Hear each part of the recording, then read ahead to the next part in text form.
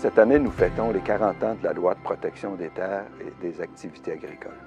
Cette loi, adoptée en 1978, visait à l'époque à harmoniser le développement de nos régions, des villes, des banlieues, et d'assurer, ce faisant, la protection des terres agricoles. Les terres agricoles sont un bien précieux, non renouvelable, qui assure la sécurité alimentaire d'un peuple. Protéger nos terres est stratégique. Ces terres sont menacées par l'étalement urbain, par toutes sortes d'autres utilisations que l'agriculture. Aujourd'hui, les enjeux sont différents. Les terres agricoles sont devenues un objet de convoitise, ici et ailleurs dans le monde. On parle de plus en plus d'ailleurs d'accaparement des terres agricoles.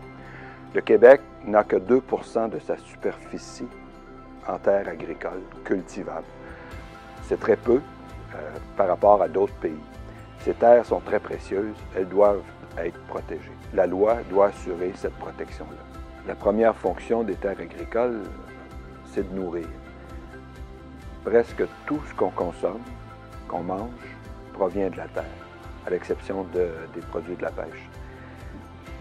Notre avenir, l'avenir des générations futures, dépend de notre capacité en tant que société à protéger nos terres agricoles. Depuis quelques jours, plusieurs personnalités ont pris la parole en faveur de la protection des terres agricoles. La loi, qui existe depuis 40 ans, impose certaines contraintes. Oui, certains voudraient voir ces contraintes-là être diminuées, amenuisées.